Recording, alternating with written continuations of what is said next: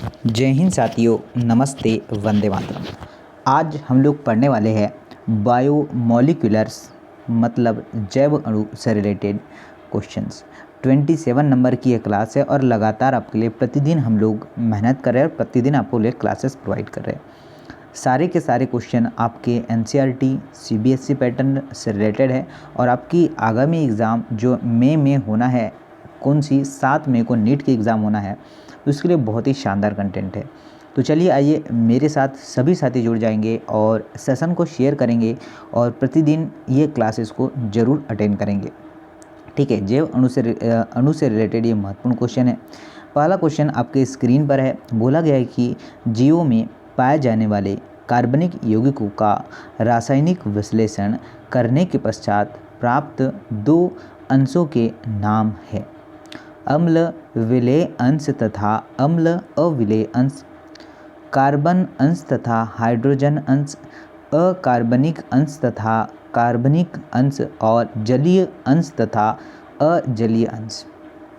तो साथियों ध्यान देना है कि सजीवों में पाए जाने वाले कार्बनिक यौगिकों का रासायनिक संश्लेषण करने पर दो प्रकार के कार्बनिक यौगिक प्राप्त होते हैं, जो अम्ल विलेय अंश तथा अम्ल अविलेय अंश होते हैं। उसके नाम की बात करें तो दो नाम आपके समक्ष है। आगे बढ़ते हैं। ये नेक्स्ट क्वेश्चन है, उस तत्व को चुनिए जो सजीवों में नगण्य रूप से पाया जाता है। ठीक है, तो ध्यान देना है आपको कि यहाँ पर आप ऑप्शंस आपके लिए मौजूद है। क्या क्या ऑप्शन है? ठीक है, SI Mg है, Ca है, कैल्शियम, और बताइए S। ठीक है, तो राइट आंसर की बात करें ऑप्शन नंबर ए जो होगा, ठीक है, SI जो है किसका सिंबल होता है? तो ये सिंबल होता है आपका, ठीक है, सिलिकॉन होता है क्या, बताइए।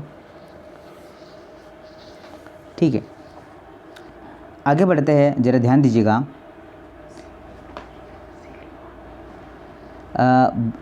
नेक्स्ट है आपके समक्ष, जीव ऊतक को ट्राइक्लोरोएसिटिक अम्ल के साथ पसीने पर यह अकार्बनिक यौगिकों जैसे कि सल्फेट, फास्फेट आदि की उपस्थिति दर्शाया जाता है। इन्हें जो है एकीकृत किया जाता है अम्ल विलेय अंश में, अम्ल अविलेय अंश में। तो साथियों राइट आंसर की बात करें होगा आपका अम्ल विलेय अंश के रूप में। ऑप्शन नंबर बी इसका करेक्ट होने वाला है। आगे बढ़ते हैं, ज़रा ध्यान दीजिएगा। निम्न दिए गए कथनों के आधार पर जीव ऊतकों के नमूनों के विश्लेषण में प्रस्तुत भस्म शब्द का सही अर्थ पहचानिए। ऊतक के जलाए जाने पर कार्बनिक यौगिक आपका ऑक्सीकृत होकर गैसीय रूप में अलग हो जाते हैं। ऊतक के जलाए जाने के पश्चात बचा हुआ पदार्थ, उसमें अकार्बनिक तत्व उपस्थित हो जाते हैं। यौगिक जो गैसीय रूप में पाए जाते हैं या यौगिक जो अंतःकोशिकीय तरल से क्या होते हैं, घुलनशील होते हैं। तो राइट आंसर की बात करें साथियों, ऑप्शन नंबर बी अगर आपने लगाया है तो बिल्कुल सही आंसर लगाया है कि ऊतक के जलाए जाने के पश्चात बचा हुआ पदार्थ जिसमें अकार्बनिक तत्व जैसे आपका कैल्शियम है, मैग्नीशियम है आदि उपस्थित होते हैं। बी आंसर करेक्ट होगा। नेक्स्ट क्वेश्चन पर आते हैं। अमीनो अम्ल, क्या क्वेश्चन बोला है कि अमीनो अम्ल कार्बनिक यौगिक होते हैं तथा इन्हें अल्फा अमीनो अम्ल भी कहा जाता है। साथियों ध्यान दीजिएगा, आंसर की बात करें तो चार ऑप्शन है, चारों में से आंसर होगा अमीनो अम्ल वे कार्बनिक यौगिक होते हैं जिनमें एक अमीनो समूह व एक अम्ल समूह प्रतिस्थापी के रूप में दो भिन्न कार्बन पर क्या होते हैं, उपस्थित होते हैं। नहीं होगा। अमीनो अम्ल वे कार्बनिक यौगिक होते हैं जिनमें एक अमीनो समूह व एक अम्ल समूह प्रतिस्थायी के रूप में समान कार्बनिक पर उपस्थित होता है? जी हाँ साथियों, क्या है? बी आंसर करेक्ट होगा। क्या होगा? बी आंसर करेक्ट होगा। ये आपको ध्यान देना है, B is the right answer. आगे बोला है कि अमीनो अम्ल प्रतिस्थापित मेथेन है। अमीनो अम्ल प्रतिस्थापित क्या है? मेथेन है। उन जो है 4 प्रतिस्थायी समूहों के बनाए जाते हैं जो है 4 संयोजकता स्थल से जुड़े होते हैं। हाइड्रोजन जो है, हाइड्रोजन कार्बोक्सिलिक समूह, अमीनो समूह तथा परिवर्तनशील समूह। 2 कार्बोक्सिल समूह, अमीनो समूह OH तथा OH होगा। तो हम लोग बात करते हैं राइट आंसर की ही बात करते हैं, तो 4 प्रतिस्थायी समूह 4 संयोजकता स्थल से जुड़े होते हैं। और ये जो है आपका हाइड्रोजन, आपका कार्बोक्सिलिक समूह, अमीनो समूह तथा परिवर्तनशील समूह, ये इसका बिल्कुल सही आंसर होने वाला है। तो ऑप्शन नंबर ए बिल्कुल करेक्ट है। बोला गया है कि विविध प्रकार के अमीनो अम्ल का निर्माण आधारित होता है। आपका हाइड्रोक्सिल समूह की स्थिति पर, बी की बात करें कार्बोक्सिल समूह की उपस्थिति पर, हाइड्रोजन की स्थिति पर, या फिर आर समूह की प्रकृति पर। तो बताइएगा क्या आंसर आपका बन जाएगा? आंसर की बात करें आर समूह की प्रकृति पर, क्या आंसर होगा? ऑप्शन नंबर डी करेक्ट है। ओके, क्या आंसर बन जाएगा? ऑप्शन नंबर डी आंसर बन जाएगा।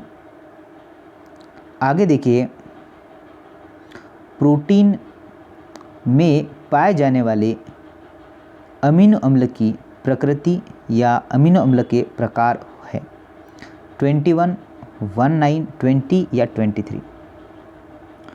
तो ध्यान दीजिएगा, प्रोटीन में उपलब्ध जो है, इसकी उपलब्धता के आधार पर अमीनो अम्ल जो है 20 प्रकार, कितने सर जी? ऑप्शन नंबर सी 20 प्रकार के होते हैं। ये हमें ध्यान रखना है।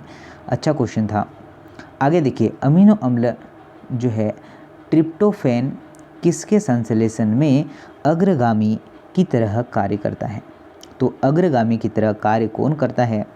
आपका थायरॉक्सिन और ट्राइआयोडोथायरोनिन, एस्ट्रोजन और प्रोजेस्टेरॉन, या फिर बात करें कॉर्टिसोल और कॉर्टिसोन, या फिर होगा आपका मेलेटोनिन और जो आपका सीरोटोनिन। तो राइट आंसर की बात करें, डी होगा आपका कि मेलेटोनिन और सीरोटोनिन आपका ट्रिप्टोफैन अमीनो अम्ल के क्या होते हैं? व्युत्पन्न होते हैं। ये हमें ध्यान रखना है, डी आंसर करेक्ट है। ओके, नेक्स्ट की बात करें, वसी अम्ल में एक कार्बोक्सिल समूह होता है जो एक आर समूह से जुड़ा रहता है, और यह आर समूह होता है मेथिल, एथिल या फिर HCH2 समूह की उच्च संख्या या उपयुक्त सभी। तो आप सभी का आंसर होने वाला है, ठीक है, मेथेन होगा या एथेन होगा? ज़रा आप लोग बताइएगा। सभी बंधु जो है सेशन को शेयर जरूर करेंगे।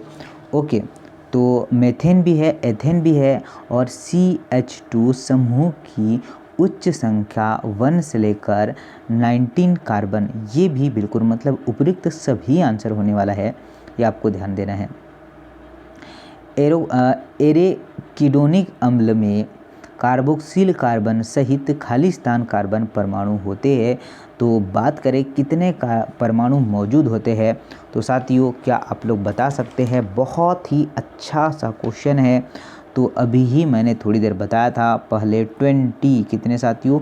20 होते हैं, ये हमें ध्यान रखना है। नेक्स्ट पर आते हैं, निम्न कार्बनिक यौगिकों में से किसमें आपका विषम चक्रीय वलय पाए जाते हैं? प्रोटीन, अमीनो अम्ल, नाइट्रोजन क्षार, लिपिड्स। तो जीवों में अधिकांश कार्बनिक यौगिक विषम चक्रीय वलय युक्त होते हैं। तो आपका जो राइट आंसर होगा नाइट्रोजन क्षार। क्या राइट आंसर बन जाएगा? नाइट्रोजन क्षार is the right answer. Next question की बात करें, फास्फेट समूह का शर्करा में जो है एस्टरीकृत होना कहलाता है न्यूक्लियोटाइड्स, न्यूक्लियोसाइड्स, लिपिड्स या नाइट्रोजन क्षार। तो नाइट्रोजन क्षार शर्करा से जुड़कर न्यूक्लियोसाइड्स बनाते हैं तथा यदि फास्फेट समूह को न्यूक्लियोसाइड की शर्करा से क्या करते हैं? एस्टरीकृत किए जाता है। तो क्या आंसर बन जाएगा? न्यूक्लियोटाइड्स। क्या आंसर बन जाएगा साथियों? ए आंसर बिल्कुल करेक्ट है। क्या होगा? Nucleoside is the right answer. आगे बढ़ते हुए नेक्स्ट क्वेश्चन पर बढ़ते हैं साथियों, ध्यान दीजिएगा। द्वितीयक उपापचय मिलते हैं, द्वितीयक उपापचय जो है मिलते हैं पादप कोशिकाओं में, कवक जो है कोशिकाओं में, या फिर सूक्ष्म जीवाणु कोशिकाओं में, या उपयुक्त सभी में। तो साथियों उपयुक्त सभी आपका राइट आंसर होगा, आप सभी लोगों को पता है। निम्न में से कौन सा द्वितीयक उपापचयन है? रबर, मॉर्फिन, करक्यूमिन या उपयुक्त सभी? तो पुनः आपका उपयुक्त सभी ही राइट आंसर होने वाला है। ओके, प्राथमिक उपापचयन या उपापचयज मुख्य भूमिका निभाते हैं पारिस्थितिकी में, रासायनिक अभिक्रिया में, मानव कल्याण में, या फिर आपका कारकीय प्रक्रियाओं पर। तो साथियों नोट करना कि प्राथमिक उपापचयज में अमीनो अम्ल, शर्करा आदि आते हैं और ये सामान्यतः आपका कार्य की प्रक्रिया में क्या होते हैं? मुख्य भूमिका निभाते हैं। तो साथियों करेक्ट आंसर की बात करें, डी आंसर करेक्ट है। ओके, कौन सा आंसर सही है? डी आंसर करेक्ट है। नेक्स्ट की बात करें, निम्न में से कौन से द्वितीयक उपापचयज का उपयोग ड्रग्स मतलब दवा के रूप में किया जाता है? तो ध्यान दीजिएगा, आपका करेक्ट आंसर ही बात करें एब्रीन और जो है रिसिन। मैं आंसर ही बता दूं आपको, क्या आंसर बन जाएगा? तो राइट आंसर की बात करें ऑप्शन नंबर डी आपका करेक्ट आंसर बन जाएगा। ठीक है, चलिए सॉरी डी नहीं बनेगा, ए आंसर बनेगा। विनब्लेस्टिन और आपका कुरकुमिन, ए आंसर सही है साथियों। सी के ठीक है, गलत है, डी आंसर नहीं होगा, ए आंसर होगा। अम्ल जो है विलेय पुल पे पाए जाने वाले यौगिकों का अणुभार होता है। तो साथियों इसके अणुभार की बात करें, अम्ल जो है घुलनशील भाग में पाए जाने वाले सभी यौगिकों की एक सामान्य विशेषता होती है। तो ध्यान दीजिएगा 18 से लेकर आपका 800 जो है आपका डाल्टन इसका करेक्ट आंसर बन जाएगा। साथियों जैव अणु जिसका अणुभार 1000 डाल्टन से कम होता है इसे क्या कहलाते हैं या क्या कहते हैं? तो इसे हम लोग कहेंगे सूक्ष्म अणु। जिन रासायनिक यौगिक का अणुभार 1000 डाल्टन से कम हो जाए उसे जो है सूक्ष्म अणु या जैव अणु के नाम से हम लोग बोलते हैं। तो ये हमें ध्यान रखना है। जीव ऊतकों को ट्राइक्लोरो एसिटिक अम्ल की सहायता से पीसकर तथा अभिरंजित करने के पश्चात हमें 2 अंश प्राप्त होते हैं, अम्ल घुलनशील अंश व अम्ल जो है अघुलनशील अंश। अम्ल अघुलनशील अंश में नहीं पाए जाते हैं। तो क्या आंसर बन जाएगा? यह बनेगा आपका विनाइल और आपका एल्केलाइड। क्या है साथियों? डी आंसर करेक्ट है। ओके, तो नोट करिएगा D is the right answer. ऊतकों के रासायनिक संगठन का विश्लेषण करने के दौरान लिपिड्स अम्ल अघुलनशील अंश में मिलते हैं क्यों? इनका अणुभार बहुत अधिक होता है, यह जो है बहुलक होते हैं। तो साथियों ये जो है इनका अणुभार कम होता है। सभी गलत है। राइट आंसर होगा आपका पीसने पर जैव झिल्ली टुकड़ों में विखंडन होता है तथा घुलनशील पुटिका बनाती है। ओके, चलिए आगे देखिए क्या है। नीचे दिए गए कथनों में से सही कथन आपको चुनकर बताना है। ठीक है, तो चुनिएगा। मैं आपको सही कथन की बात करूं, क्या होने वाला है? सही कथन है आपका ऑप्शन नंबर सी कि कोशिका द्रव्य व आपका अंग कोप के वृहत अणु अम्ल अविलेय अंश बनाते हैं। सी आंसर बिल्कुल करेक्ट होगा। आपका सजीवों में सबसे कम मात्रा में पाए जाने वाला रसायन कौन सा है? तो जो रसायन की बात करें ये होगा आपका आयरन। ओके, क्या होगा? आयरन आपका करेक्ट आंसर है। कोशिका के विभिन्न घटकों में प्रोटीन की मात्रा लगभग कितनी % होती है? तो 20, 10, 15 to 20, तो बात करें 20 होगा। ठीक है, 10 + 15 अपॉन में 2 करेंगे तो 12 आ ही जाएगा। ठीक है, ये औसत भार होता है। ओके, औसत कितना होता है? 10 से लेकर 15 अप्रॉक्स होता है। ओके, चलिए नेक्स्ट की बात करें। निम्न में से कौन सा अनिवार्य अमीनो अम्ल होता है? तो अनिवार्य अमीनो अम्ल की बात करें, वेलिन भी होता है, आपका ल्यूसीन भी होता है और आपका ट्रिप्टोफैन भी होता है। तो उपयुक्त सभी आपका करेक्ट आंसर है। बोला है कि जंतु जगत में सर्वाधिक प्रचुर मात्रा में पाए जाने वाला प्रोटीन है। तो सर्वाधिक प्रचुर मात्रा में पाए जाने वाले प्रोटीन की बात करें तो कौन सा होगा, यह आप लोगों को बताना है। तो जो प्रोटीन होगा वह होगा आपका केलोजन। क्या होगा? केलोजन आपका करेक्ट आंसर होगा। नेक्स्ट क्वेश्चन है कि निम्न में से संपूर्ण जैवमंडल में सर्वाधिक मात्रा में पाया जाने वाला प्रोटीन है। तो सर्वाधिक मात्रा में पाए जाने वाले प्रोटीन की बात करें तो होगा आपका रूबिस्को। क्या होगा? आपका रूबिस्को। ऑप्शन नंबर क्या होगा? डी करेक्ट है। और नीचे वाला क्वेश्चन सही युग्मक चयन करें, ये आपके लिए होमवर्क है। ठीक है, 30 क्वेश्चन ऑलमोस्ट मैंने इस सेशन में करवाया है। नीचे कमेंट्स बॉक्स में ज़रूर बताइए आपने इन 30 क्वेश्चनों में से कितने क्वेश्चनों को सही किया है और इस क्वेश्चन का आंसर आपको होमवर्क में बताना है। तो मिलते हैं कल नए सेशन में। नमस्ते, जय हिंद, वंदे मातरम।